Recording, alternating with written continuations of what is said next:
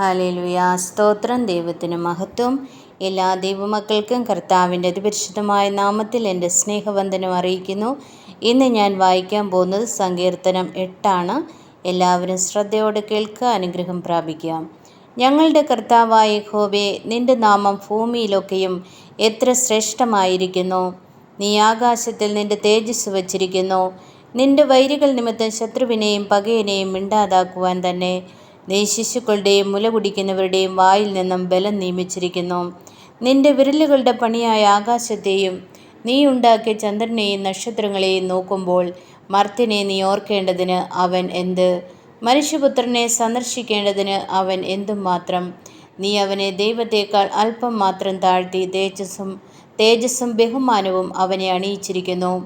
നിന്റെ കൈകളുടെ പ്രവൃത്തികൾക്ക് നീ അവനെ അധിപതിയാക്കി സകലത്തെയും അവൻ്റെ കാൽ കീഴെയാക്കിയിരിക്കുന്നു. ആടുകളെയും കാളകളെയും എല്ലാ കാട്ടിലെ മൃഗങ്ങളെയൊക്കെയും ആകാശത്തിലെ പക്ഷികളെയും സമുദ്രത്തിലെ മത്സ്യങ്ങളെയും സമുദ്രമാർഗങ്ങളിൽ സഞ്ചരിക്കുന്ന സകലത്തെയും തന്നെ. ഞങ്ങളുടെ കർത്താവായ യഹോവേ, നിന്റെ നാമം ഭൂമിയിലൊക്കെയും എത്ര ശ്രേഷ്ഠമായിരിക്കുന്നു. ആമേൻ. ദൈവത്തിന് മഹത്വം.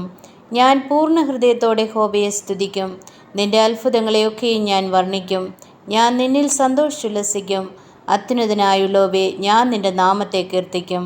എൻ്റെ ശത്രുക്കൾ പിൻവാങ്ങിയിൽ ഇടറി വീണ് നിന്റെ സന്നിധിയിൽ നശിച്ചു പോകും. നീ എൻ്റെ കാര്യവും വ്യവഹാരവും നടത്തിയിരിക്കുന്നു.